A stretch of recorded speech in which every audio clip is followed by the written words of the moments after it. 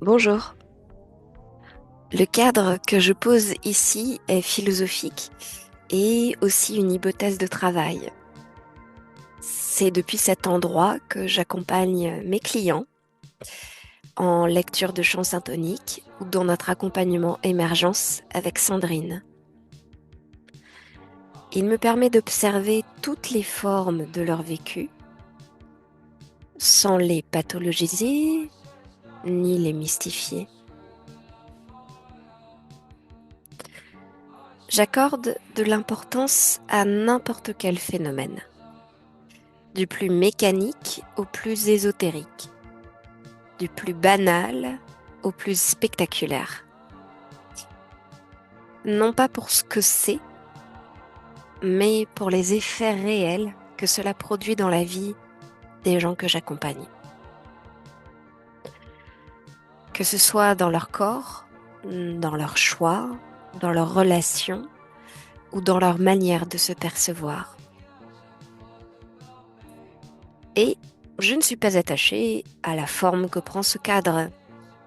Il peut et il doit évoluer en fonction de mes observations. Alors je vous préviens, cette vidéo, elle sera assez longue. Elle permet de penser la question de la réalité ontologique, de la réalité autonome des entités. Alors accrochez vos ceintures, prenez une bonne tisane et c'est parti. En hypnose, quand une part subtile se retrouve face à une forme, qu'elle soit démoniaque, toute mignonne ou polymorphe, je lui demande comment tu te sens en présence de ça. Et ensuite, comment aimerais-tu te sentir?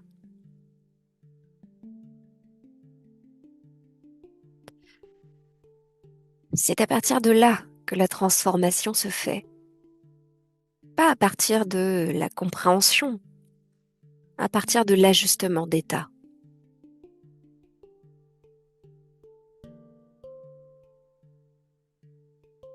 Alors je dis ça parce que la question qu'on me pose le plus souvent, c'est est-ce que les entités existent vraiment? Et je me la suis longtemps posée aussi. Aujourd'hui, je comprends qu'elle n'est pas placée dans le bon angle d'observation. Non pas parce qu'elle est bête, mais parce qu'elle commence trop loin du lieu où quelque chose peut réellement changer dans une vie.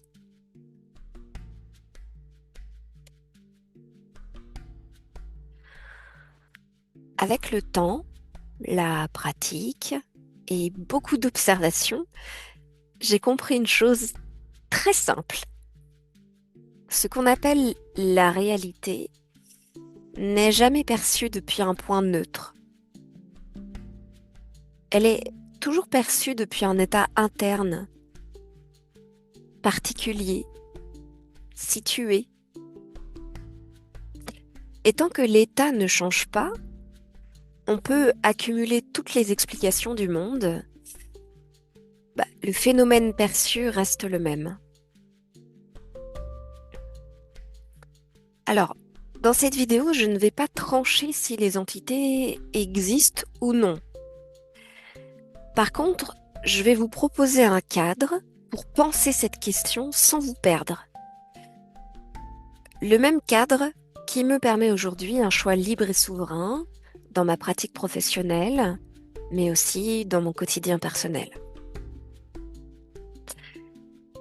Ce cadre, c'est celui des niveaux de réalité et surtout de leur interpénétration.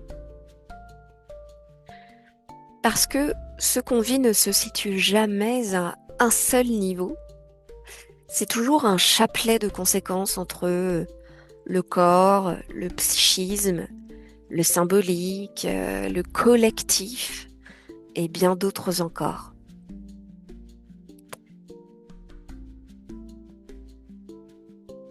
Je vais continuer de parler de niveau, mais on pourrait tout aussi bien parler de structure interne, parce que ce que j'observe, ce ne sont pas des étages, Ce sont des organisations qui ont chacune leur logique propre et qui s'interpénètrent en permanence. Le corps a sa structure, le psychisme a la sienne, le transgénérationnel aussi, et le collectif également, toutes les autres aussi. Et le problème n'est jamais une structure en soi, c'est plutôt la façon dont elle se parle ou ne se parle plus. Alors, ma posture aujourd'hui, c'est la suivante. Quand quelque chose apparaît, une présence, une forme, une entité, un programme, je ne commence plus par me demander ce que c'est. Certes, nommer la forme permet de se l'approprier, c'est un processus psychologique nécessaire, mais ce n'est pas la finalité. La première question que je me pose est toujours dans quel état je suis pour l'apercevoir, cette forme.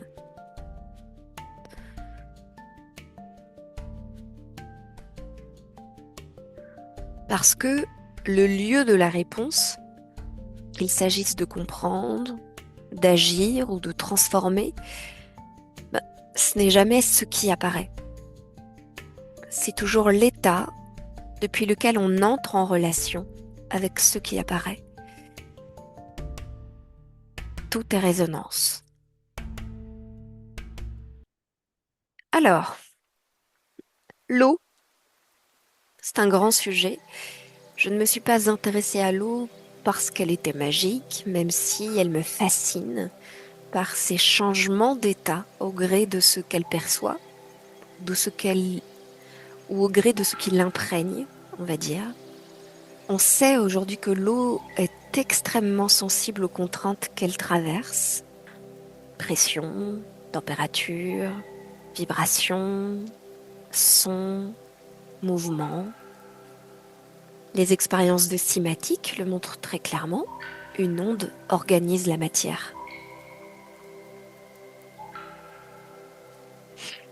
D'autres observations, comme Veda Austin, travaillent sur la capacité de l'eau à garder une forme de mémoire de ce qu'elle a traversé.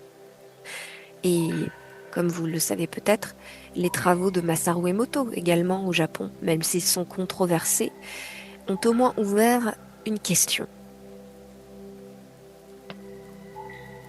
L'eau est-elle seulement un support passif ou un milieu relationnel?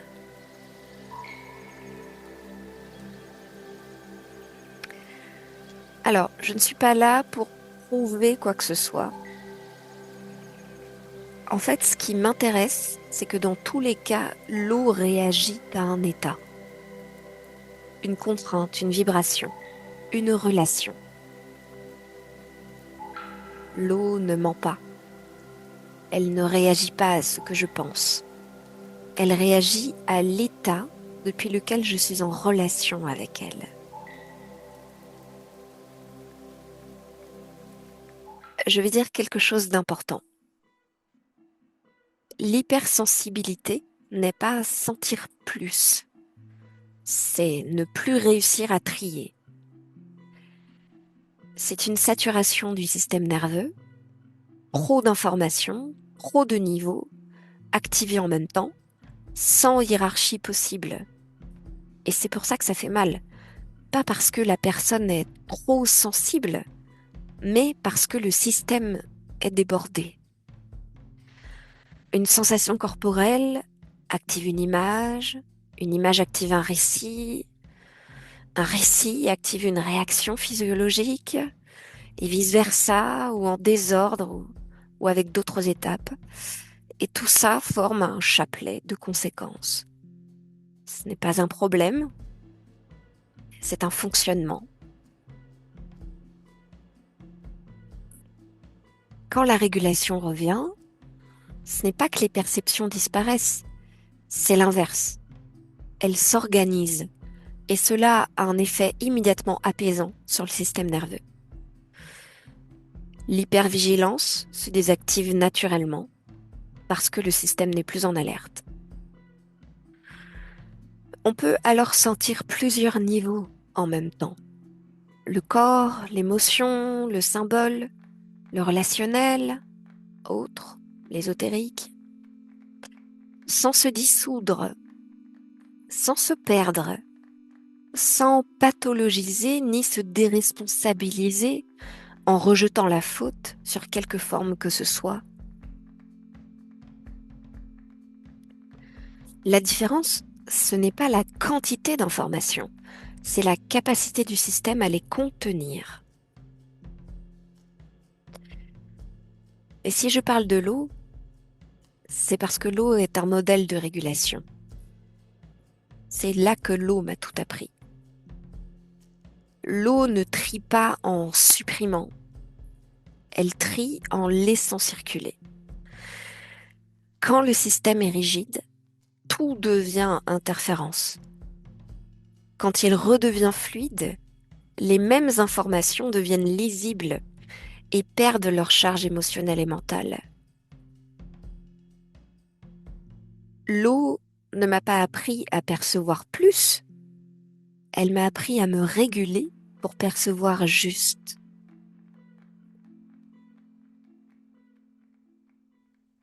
Quand je suis saturée, je me déshydrate.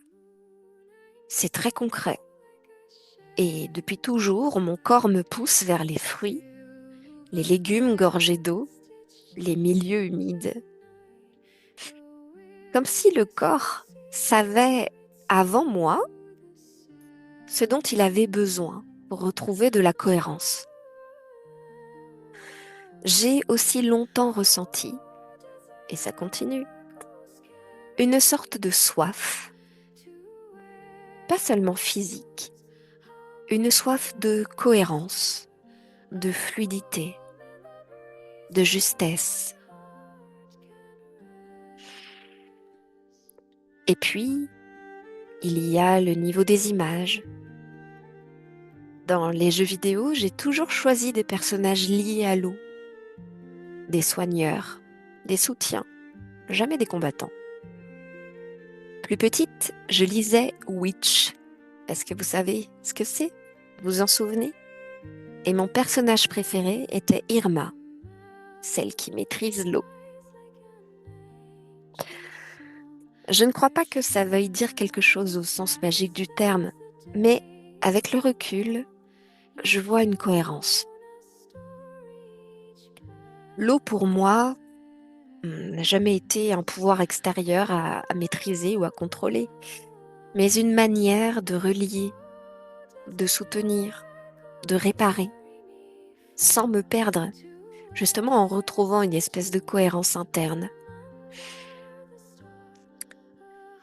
Comme vous le savez, peut-être pas, j'ai vécu toute mon enfance en Guadeloupe, une île entourée d'eau, une île volcanique.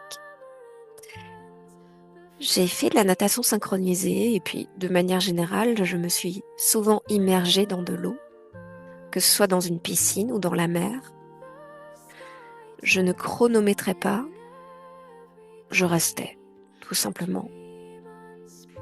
Et au bout d'un moment, j'avais la sensation que je ne respirais plus seulement par mes poumons, mais par tout mon corps, par la peau.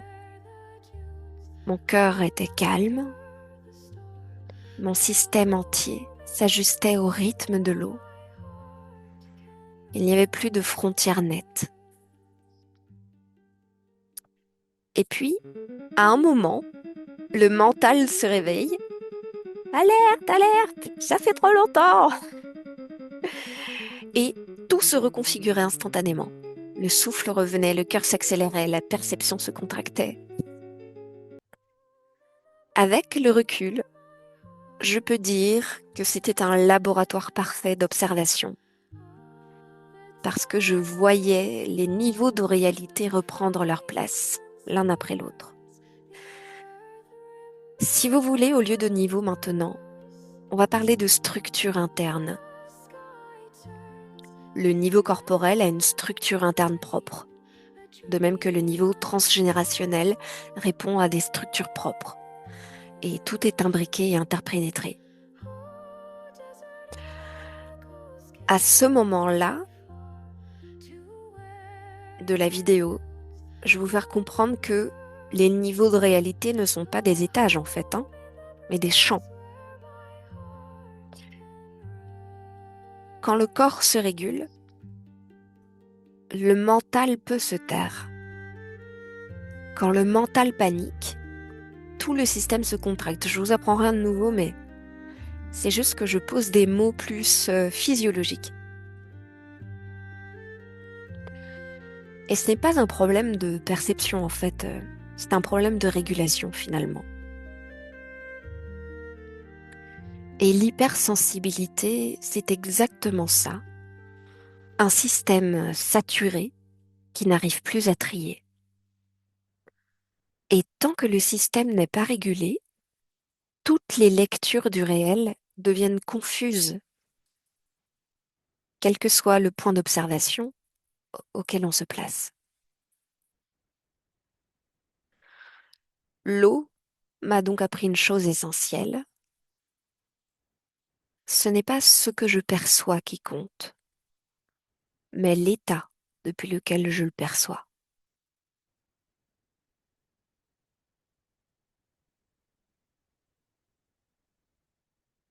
Les structures ne sont pas empilées, elles sont imbriquées. Elles s'interpénètrent en permanence au gré des résonances, des compatibilités. C'est ce que j'appelle une perception organisée. Plusieurs structures sont présentes en même temps, mais elles ne se parasitent pas. Ça, c'est quand le système est régulé. Elles dialoguent,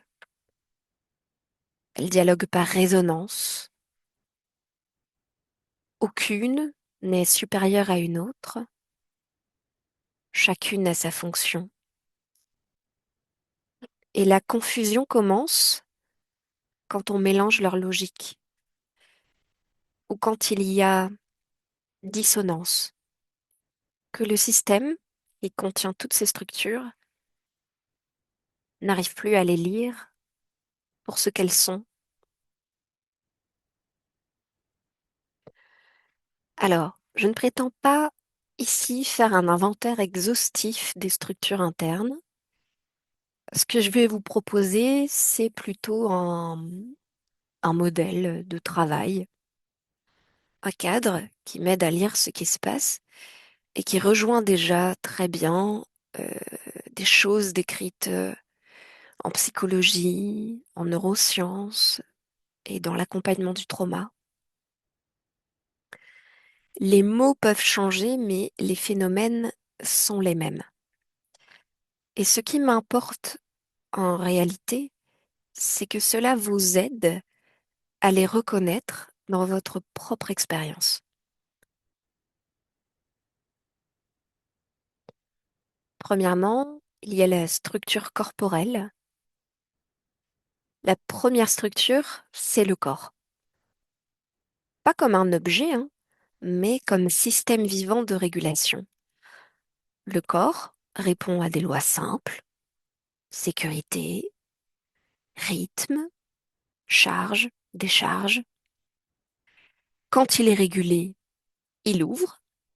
Quand il est menacé, il ferme. Beaucoup de phénomènes attribués à l'extérieur sont en réalité des signaux corporels non reconnus. Ensuite, il y a une structure qu'on pourrait appeler émotionnelle, affective. C'est le pont entre le corps et la symbolique. L'émotion n'est pas un problème à régler, c'est une information de mouvement, quelque chose se passe. Elle indique comment le corps se prépare à agir, à fuir, à s'attacher, à se défendre.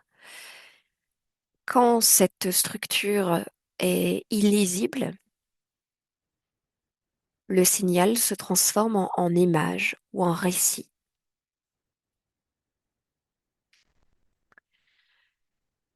La structure symbolique ou imaginale, celle qu'on utilise en visualisation, qui nous aide beaucoup parce que le cerveau, on dit qu'il ne fait pas la différence entre le réel et l'imaginaire. C'est le psychisme qui fonctionne par image. Il transforme des états en formes. C'est ici que naissent les figures, les entités, les archétypes, les représentations culturelles, non pas comme illusion, mais comme traduction. Le problème n'est pas l'image. Le problème, c'est de croire qu'elle est la source. Ensuite, il y a une structure qu'on pourrait qualifier de narrative, c'est la structure mentale. Le mental fabrique des récits pour relier les images entre elles et donner une espèce de continuité à l'expérience. C'est lui qui répond à la question: qu'est-ce que c'est? Quand le système est en alerte, le mental rigidifie le récit pour maintenir sa propre cohérence. Après, il y a une structure qu'on pourrait appeler transgénérationnelle, comme des réactions qui ne viennent pas de nous. Elles viennent de l'histoire, de la lignée, de traumas non digérés. Cette structure agit souvent en arrière-plan, mais elle influence profondément ce qui apparaît. Ensuite, il y a la structure collective, les récits, les symboles, les peurs, les espoirs que nous partageons. Plus une forme est partagée, plus elle devient disponible dans l'expérience. C'est là que naissent les égrégores, pas comme entité, mais comme stabilisation collective de sens.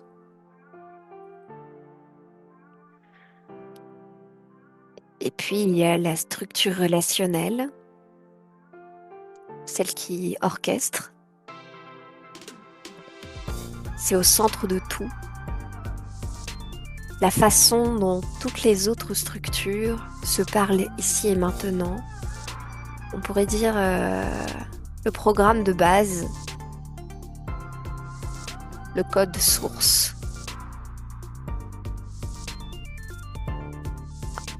C'est pas une structure de plus en réalité, c'est le lieu de la réponse. C'est là où tout s'actualise.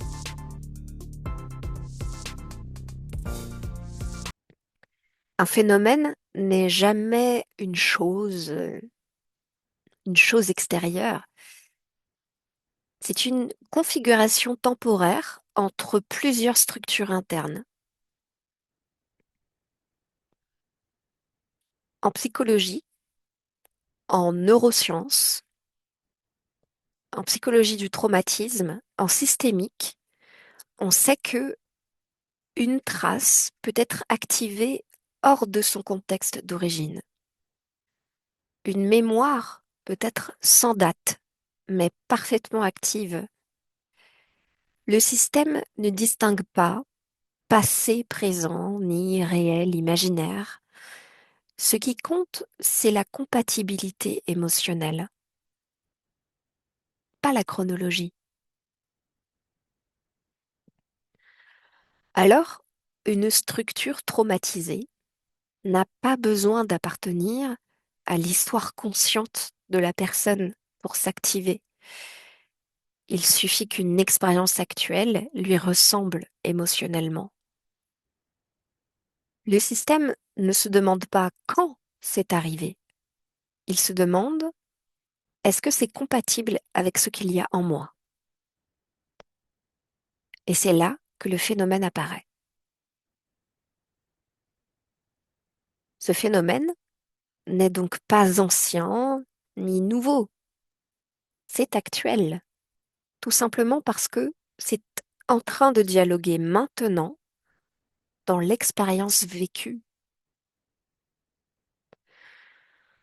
C'est pour cela que d'aller visiter d'autres espaces et y trouver des résonances avec ce que vit le client, c'est cohérent que cet espace soit passé, futur, selon notre point de vue.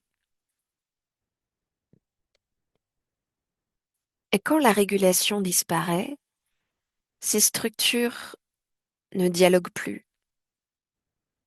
Elles se mélangent, elles se brouillent. Le symbolique envahit le corporel envahit le mental, le collectif envahit l'intime.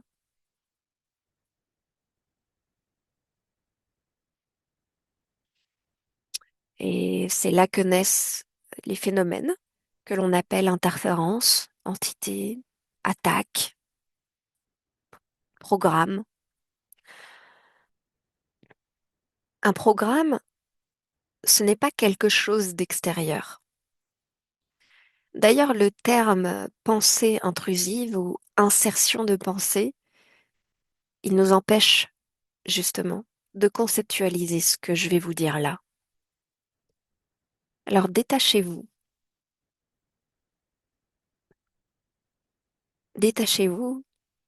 du terme pensée intrusive. Donc un programme, ce n'est pas quelque chose d'extérieur en fait. C'est un dialogue stabilisé entre plusieurs structures. Il n'est ni bon ni mauvais. Sensations, images, récits, réactions corporelles se répondent, se renforcent par répétition, consciente ou inconsciente. Dans le cas des programmes désagréables contre lesquels nous luttons, plus on y répond depuis la peur, la colère ou l'impuissance, plus la boucle se renforce en fait. Simplement parce que ces émotions indiquent que le système se perçoit comme sous contrainte et qu'il s'organise alors autour de cette contrainte. Et ce n'est pas une faute, c'est un fonctionnement.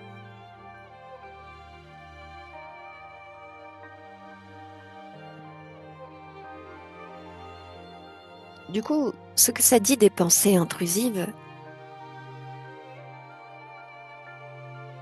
c'est que ce type de pensée que nous conceptualisons comme venant de l'extérieur, puisque nous ne nous reconnaissons pas dans ce type de pensée, on appelle ça l'agentivité, trouve nécessairement un terrain compatible à l'intérieur de soi pour se répandre. Dans ce cas-là, peu importe si ces pensées aient été extérieures à nous ou pas, ou émergentes d'un système de nos structures internes inconscientes, le lieu de la réponse est toujours le même.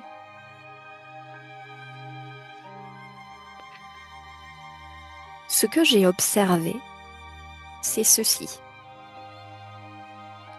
Ajuster une structure ne suffit pas.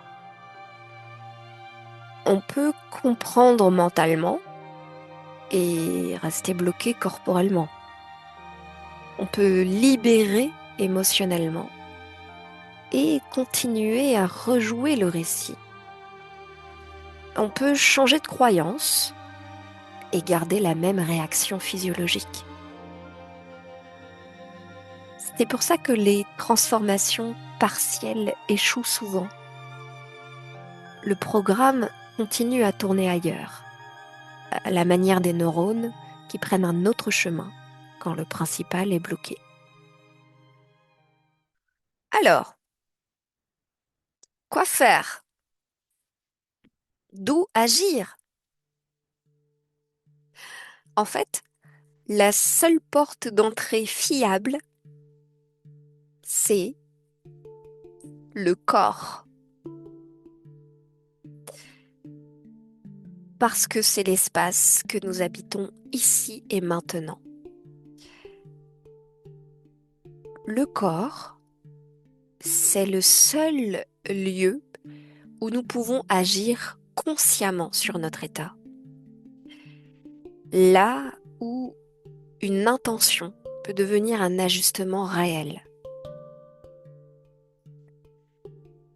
Quand on régule le corps, c'est-à-dire quand on y applique présence et discernement, les autres structures se réorganisent par résonance. Pas parce qu'on les force, mais parce qu'elles se remettent à dialoguer avec les parties d'elles-mêmes qui sont compatibles avec l'état que nous installons consciemment.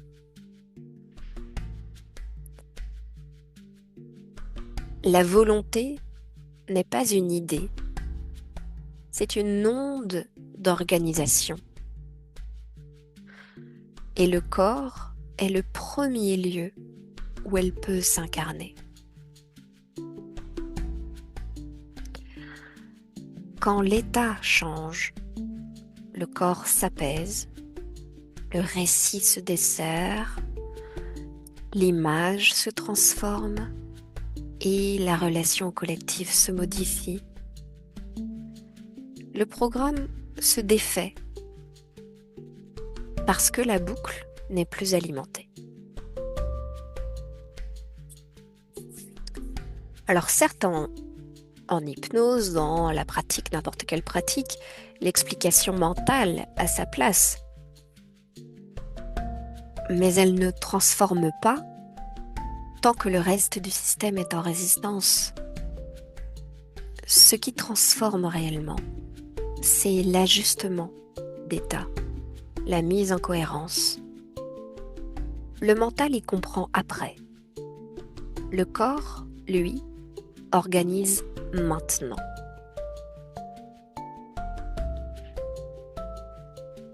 Si vous voulez, prenez une grande respiration et soufflez lentement.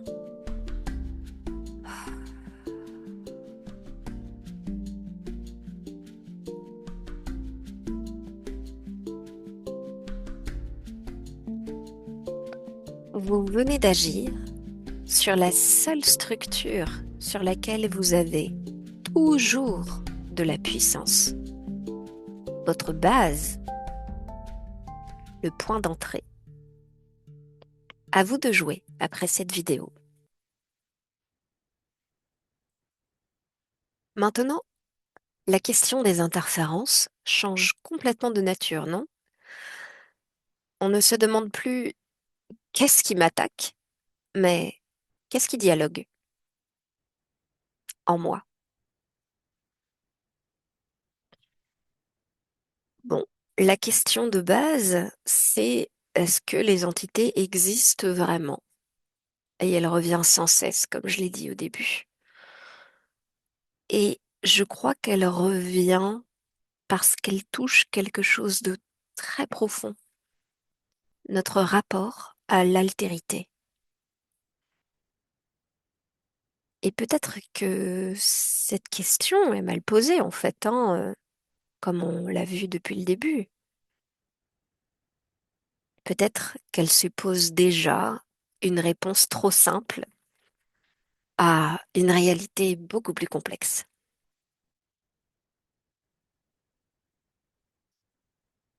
Et si certaines formes que nous percevons n'étaient ni de simples productions internes, ni des entités toutes faites, mais des co-expérimentateurs de la réalité.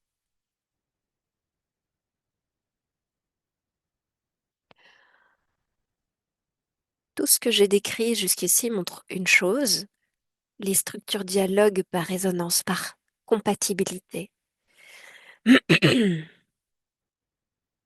Donc, si une forme apparaît de manière stable, ce n'est peut-être pas parce qu'elle vient de l'extérieur, mais parce qu'il y a une compatibilité structurelle entre deux systèmes d'expérience.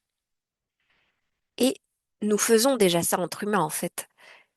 Nous co-créons déjà la réalité les uns avec les autres. Une relation change qui nous sommes, un dialogue transforme une perception, une rencontre modifie un champ d'information. Et pourquoi ce principe s'arrêterait-il aux frontières du visible? Et si on prend vraiment cette hypothèse au sérieux, celle d'une réalité qui se co-construit dans la relation, alors l'émergence de formes multiples et infinies devient inévitable. Chaque rencontre entre des structures compatibles produit une configuration singulière. Et comme les combinaisons sont infinies, les formes le sont aussi. Une forme existe tant qu'elle est en relation et elle change quand la relation change. C'est dans ce cadre que l'on peut comprendre les formes pensées, mais aussi tous les autres sujets souvent attribués à l'extérieur de soi. Une forme pensée, c'est une configuration qui se stabilise dans l'expérience. Une sensation, une émotion, une image, un récit qui se répète suffisamment pour devenir reconnaissable. Par exemple,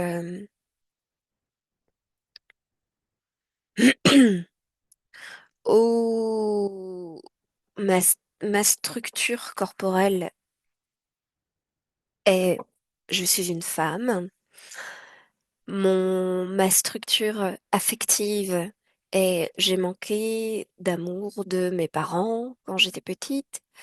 Euh, bon, tout ça n'est pas déterminé, hein, mais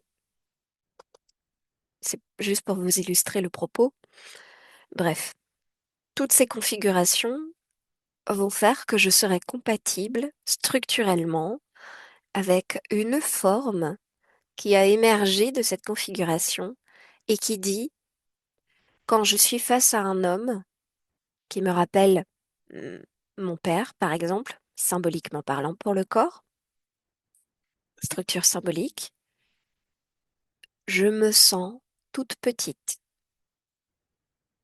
Et après, il y a plein de réactions physiologiques qui viennent organiser cette forme.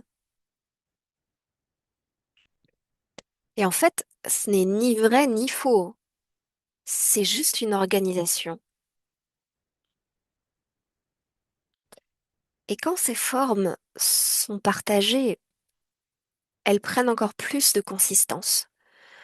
Elles deviennent ce qu'on appelle des égrégores, des stabilisations collectives de sens, d'émotions, de récits. Les religions, les idéologies, les peurs collectives, les figures spirituelles fonctionnent ainsi.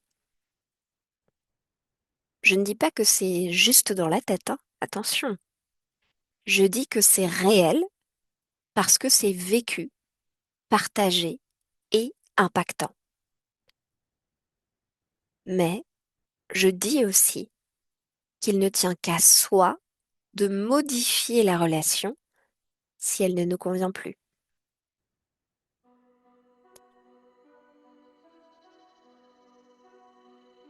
Le cerveau humain cherche toujours à donner une forme à ce qu'il ressent. Et pour ça, il utilise ce qui est le plus disponible dans son environnement culturel. C'est ce qu'on appelle l'heuristique de disponibilité. Plus une image est connue, plus elle a de chances d'être utilisée pour interpréter une sensation. Ce n'est pas un hasard si les formes perçues changent selon les cultures, les époques ou les groupes.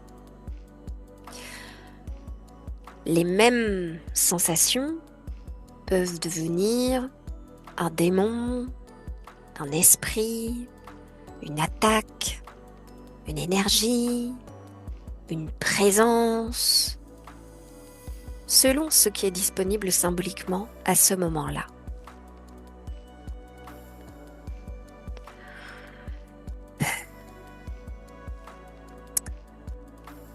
Et pourtant, je ne crois pas qu'on puisse réduire toutes les formes à des constructions internes.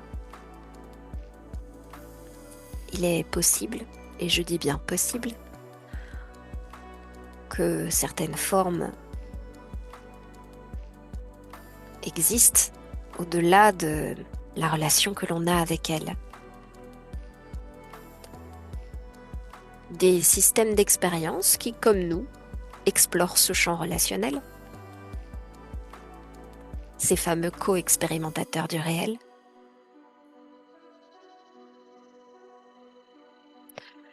Et si c'est le cas, ce n'est pas par attaque ou par intrusion que la relation se fait.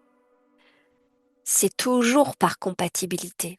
De la même manière que j'ai un corps physique sur Terre, avec une compatibilité énergétique, électromagnétique avec cette Terre qui me porte dans ce corps qui est issu d'elle,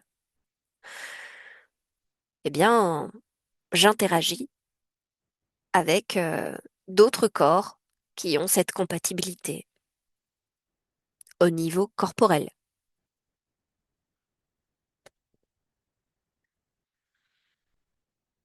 Ce sont donc des structures qui se reconnaissent, qui entrent en dialogue et puis qui se modifient mutuellement.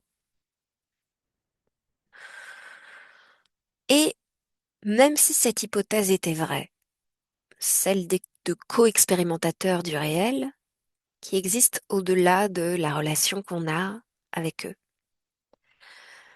En fait, elle ne change rien. Elle ne change rien du tout à la posture. Le lieu de réponse reste le même, l'état depuis lequel nous entrons en relation. Alors, le danger, ce n'est pas de croire ou de ne pas croire à n'importe quoi. Ah, mais si tu crois pas aux entités, elles ont plus de chances de venir te voir, ou alors il faut se tenir absolument informé de tout pour vraiment avoir le discernement. Mais ça s'appelle pas du discernement, ça s'appelle de l'hypervigilance. Si vous avez besoin de vous tenir informé comme ça sur tout plein de nouvelles, ça veut dire que vous êtes en hypervigilance, vous cherchez à contrôler quelque chose.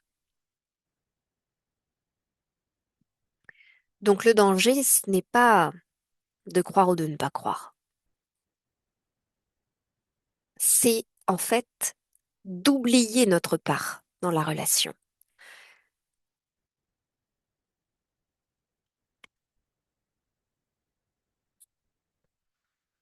Quand on traite une forme comme une cause,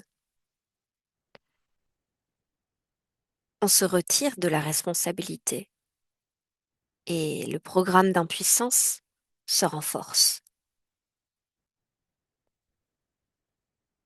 Que l'autre soit une partie de moi, une forme collective ou un co-expérimentateur de la réalité, alors la question n'est peut-être pas est-ce que ça existe, mais bien comment est-ce que ça existe avec moi?